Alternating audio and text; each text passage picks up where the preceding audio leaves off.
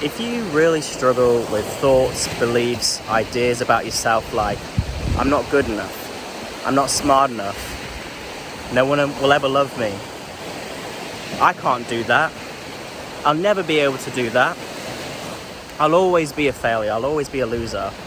If you have these thoughts and beliefs, you hold this identity about yourself and you want to change that, this video may be useful for you.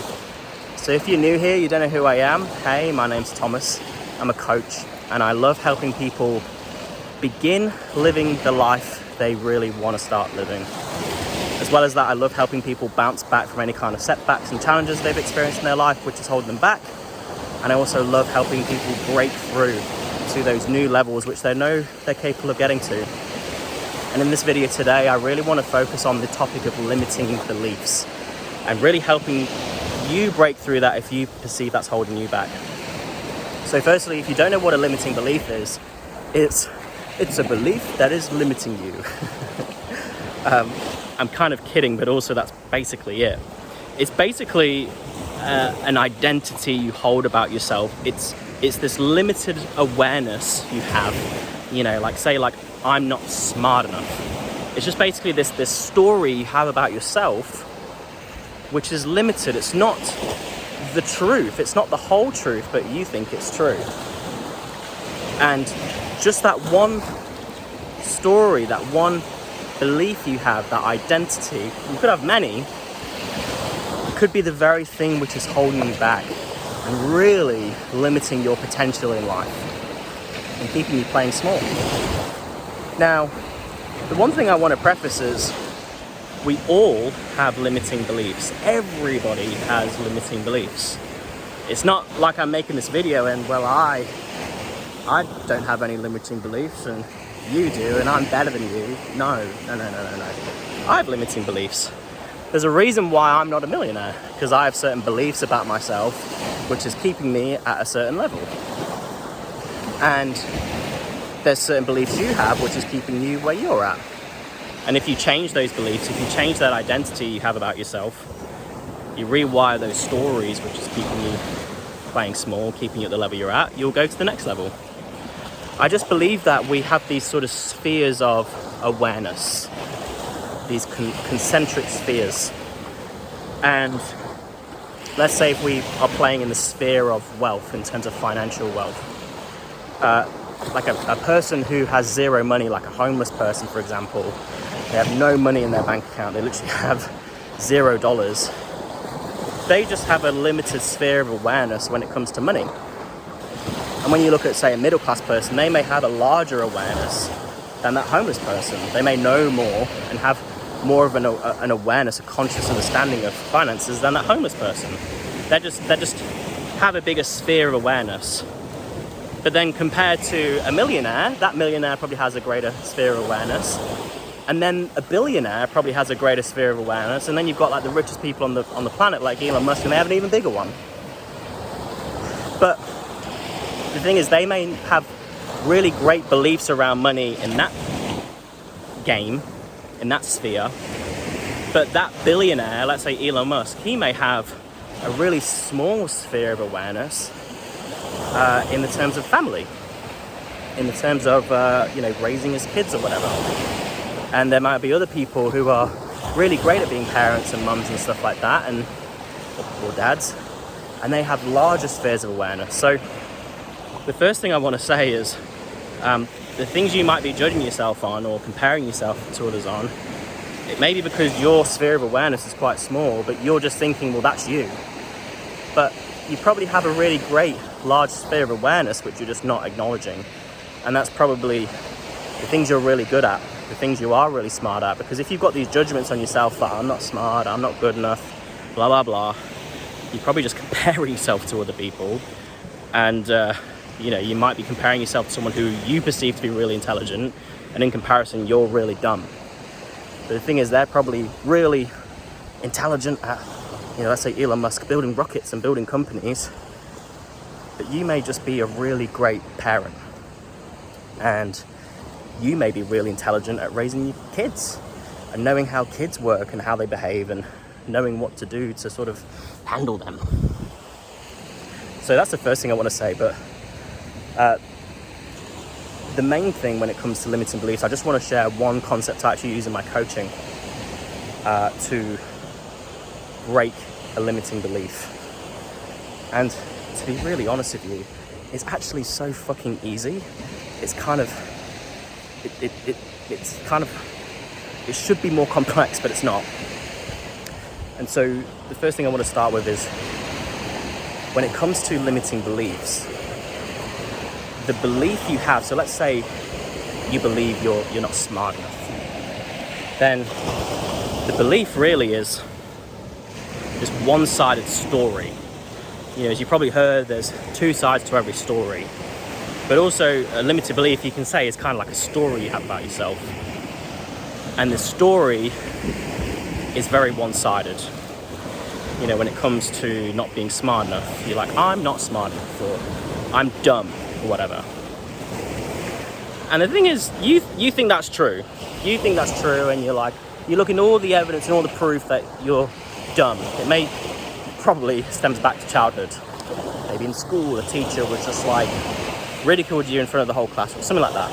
Or your parents just made a comment and just solidified in this belief for you, or whatever.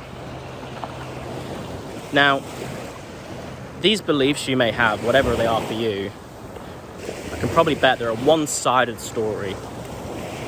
And how you change that belief about yourself, it's really simple, but it's not easy.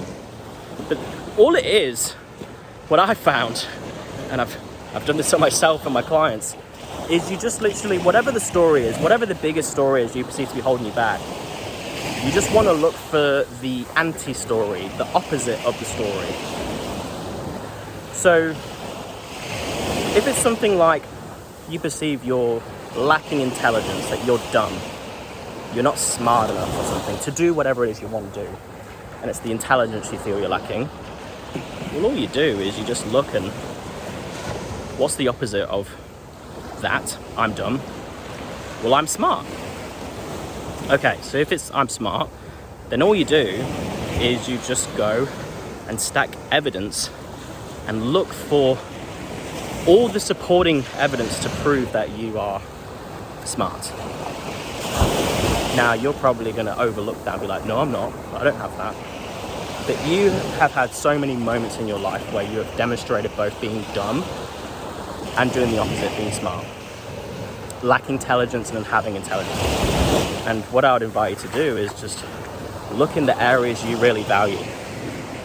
I was actually working with a client yesterday, and we were actually doing this, looking at breaking down the identity they had, which was mainly just like, I'm not good enough. I'm not good enough. But, you know, it's quite vague. So I asked the question, not good enough compared to who? And the client said, compared to my brother. Okay. And so what was your brother so good at, which you weren't so good at? And we nailed it down to disciplined with their studies, school studies specifically. Disciplined, and for the context, it was the commitment to learning and taking action on their knowledge in school.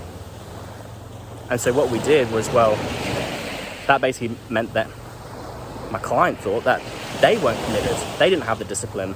They weren't committed to learning and taking action on their knowledge. And so all we did was we just looked at the anti-belief, which was being committed to learning and taking action on their knowledge.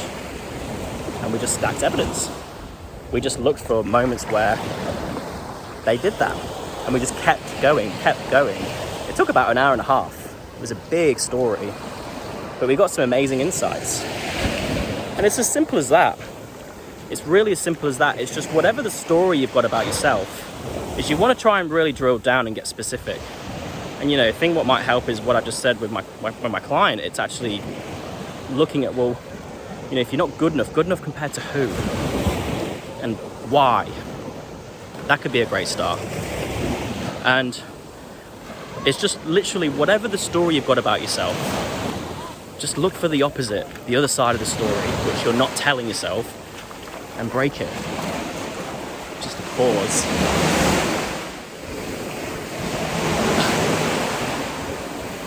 I think I'm intruding. It's a little bit loud, so I'm going to get out of here. But I just want to leave this video on an analogy to really sort of solidify this principle. So imagine your belief, I can't do this, I'm not smart enough, I'm not good enough, I'll always be a failure or whatever. Imagine that belief, that story you've got about yourself is you being a flat earther. And you have this belief, this limited awareness, this limited belief that the earth is flat. Then how would we change that belief so you've got a more empowered belief or a more realistic belief? Well, it's doing exactly what I said, doing the opposite. So what's the opposite of the earth is flat? Well, I think we can probably guess it's probably the earth is round. Okay, great. So this person has a real belief because they just have all this evidence to prove one side, that the earth is round. Okay. The earth is flat. So then what we do is we go, okay, so the anti-belief, the thing which they're not believing is true, is the earth is round. And so what you do is you just sort of stack evidence to prove that the earth is round. I don't know if I've been saying it the right way. The person, the flat earther, they have evidence to prove that the earth is flat. We want to look for evidence to prove that the earth is round. Earth is round, and we just start stacking evidence. Now, first of all, does this person even want to change their beliefs? Because if they don't, leave them to it. And this is why I said at the start of the video, well, I hope I did, if you actually want to do something about your beliefs. If you don't, then I don't know why you're watching this video, but if you do, you've got to actually look for the evidence. So if you're a flat earther, and you're like, well, the earth's round, whatever your beliefs are is that, well, you just start reading the books, watching the videos, speak to all these experts about why the earth is round and how the earth is round. And you could also look for disproving your beliefs too. So why is the earth not flat? So looking for the anti-story, but sort of disproving your story as well. So, if it's like, I'm not smart enough or whatever, and there's a moment in school where, you think that you're really dumb, it could be actually looking at, well, was that actually you being dumb, or are you just really looking into that?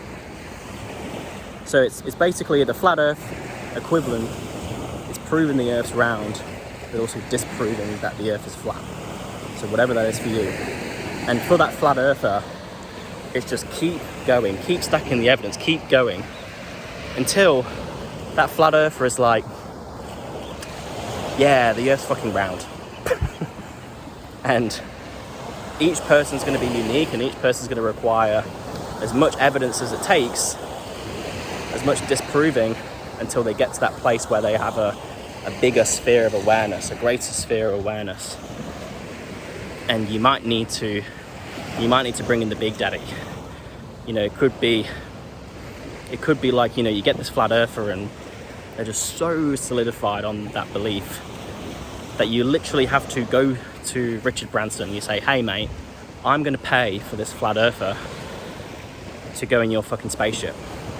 And you pay whatever the price is, 250 grand, and you send him up. You send him up to space. And he can actually see with his own eyes, he's actually in space once and for all. Is the earth flat or is it round? Now, I might have a limited sphere of awareness, but I'm pretty sure that the earth is round. And most of the science points to that. But let's say if it is, let's just say for this video it is, that one big daddy could change the belief for him, and that'll be it. And so, it just depends on how strong your belief is. You can do this on your own. It's as simple as that, but it's not easy. But if you want to bring out the big daddy, if you want to get out the equivalent of sending a flat earther in a spaceship, that equivalent could be reaching out to me, and I'll sort of facilitate you through this process and really help you identify, well, what is the belief, where does it specifically come from, and we really just start working on unwiring that old story which is disempowering you and limiting you, and rewiring a new story which is empowering you and going to help you really get to wherever you want to go in life. So if this video resonates and you would like some help, you can reach out to me, shoot me a DM, and if I have availability, we'll have a chat and see if we're a fit to work together. If not, there's a coaching waitlist. So in the description, you can click on a link and put your details in for the coaching waitlist. So when spots become available, I'll let you know, and if we're a fit, we'll see if we'll work together. But that's it. If you like this video though, just please like it. The YouTube gods, the YouTube algorithm will recognize that this is a valuable video, and the YouTube algorithm, the YouTube gods will hopefully put this video in front of more people to help more people. If you want to see more videos like this, well, subscribe so you don't miss out on future videos. And whatever you found most useful in this video, whatever you found insightful, let me know. Shoot me a comment. I would love to hear your feedback. And if there's any other videos you would like me to make, if there's any challenges or problems you're struggling with, let me know and I'll maybe make a video about it. But that's it. Thanks for watching, and I hope you have an amazing day.